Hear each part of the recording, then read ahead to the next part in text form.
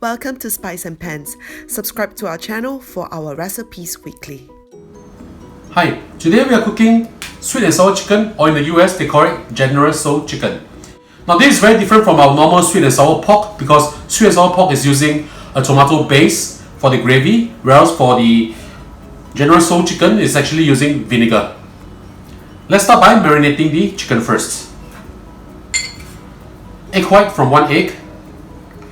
Beat up until a little bit foamy. The reason I'm not using egg yolk is because if you were to mix egg yolk inside here, when you deep fry the chicken, it will not be crispy. When it's a little bit foamy like this, we'll add in the rest of the ingredients. 2 tablespoons of oyster sauce, 1 tablespoon of rice wine, 2 tablespoons of light soya sauce, half a teaspoon of baking soda. Let's just mix all this up first. When you mix up like this, add in the chicken. I'm using 2 chicken thigh, approximately 400 grams of it. So just push it in. If you don't like the skin, you can take out the skin or remove the skin or use chicken breast. It's really up to your liking. But for a dish like this, chicken thigh actually tastes best. Mix it up well. Add in 2 tablespoons of cornflour or cornstarch. Mix them up well together again. After you have done with this, put them in the fridge and let them marinate for at least half an hour. We are going to prepare the sauce now. 1 cup of chicken stock. If you do not have chicken stock at home, you can use just water, but it will be more flavorful if you have chicken stock. 2 tablespoons of light soya sauce. 2 tablespoons of Chinese cooking wine or hoa diao jiu. 2 tablespoons of white vinegar, 2 tablespoons of dark soya sauce, 1 teaspoon sesame seed oil, 1 tablespoon of sugar. In the States, they actually make this dish very sweet, but I would like to adjust the sweetness to suit Singaporean taste or for this region. So if you like it sweeter, you can add in another tablespoon of sugar if you want to, but for us, 1 tablespoon will be enough. 1 tablespoon of cornflour. Mix them up well. And later we'll be using this as the sauce. We are going to coat the marinated chicken in this flour mixture. I've used 4 tablespoons of corn flour, 4 tablespoons of all-purpose flour, 1 teaspoon of baking soda, and 1 teaspoon of salt. Mix them up together, and this is our mixed flour. I'm going to coat this chicken into here. So once everything is coated, we will go and deep fry them. I will do a double fry because I really want the chicken to be crispy. Make sure the chicken is coated with the flour mixture.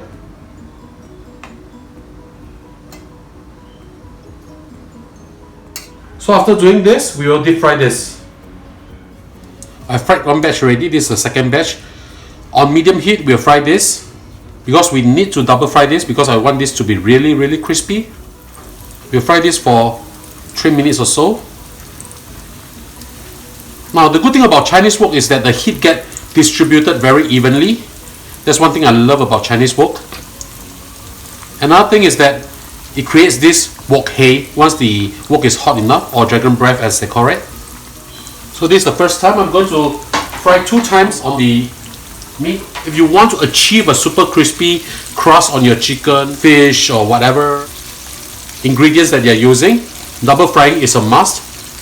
The first time that you fry this is just to secure the batter in place or the flour in place and to cook it almost around 80% or so. The second time you have to really turn up the heat and to really super crust the outer layer of the ingredients, as well as not to let the oil lock into the meat. So this first time is done. I'm going to grab this up. Now you can see they have a light golden brown on the skin, but this is not what I want to achieve right now. I'm going to go for a second round of deep frying. I'll be turning up the heat high and make the oil super hot so that I can get rid of all the moisture in the ingredients and the crust will be really crispy. So I'm going to turn this up and wait for the oil to really heat up. Using a bamboo chopstick, you put a chopstick in. You can see that there's a lot of bubble raising up rapidly. That means this oil is super hot. And now we'll do our second fry. Another 3 minutes or so. Put them off to one side. I'm going to add in the second batch in together.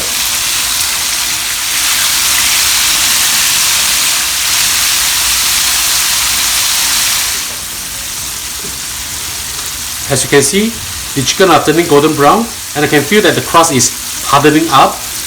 So it's time to take them out from the oil and drain them. Do not turn off the flame when you want to take this chicken out. You only turn off the flame when everything is out. Otherwise, the oil will be locked into the chicken, and that's not something that you want. Look at how beautiful the chicken is. In the same pan, heat up about 1 tablespoon of oil, 3 cloves of garlic chopped, 1 thumb-sized grated ginger, I'll add them in also, 10 pieces of dried chili, I've soaked them, 1 whole onion, cut up into slices like this. We're going to fry this until fragrant. Now this is not a very spicy dish. The dried chili is just there to give it a smoky kind of taste. Fry until the onion is soft and you can smell the fragrance coming out from all this. Smells really good right now. I'm going to add in the gravy that or rather the sauce that we prepared earlier on. I'm just going to use half of this first. Make sure you stir them. Pour them in. Just going to use half first.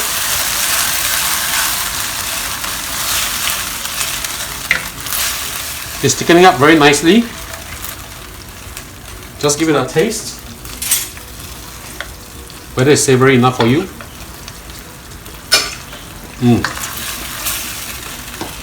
Tastes very good. Half a teaspoon of salt. I'm going to add in the chicken and cook them up.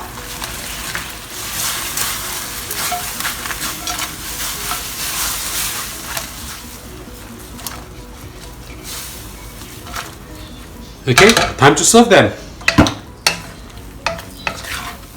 Look at how beautiful this dish is. This is our version of the sweet and sour chicken or General Tso chicken. I hope you like our dish. Do click like on our video and do subscribe to our channel. Thank you for watching.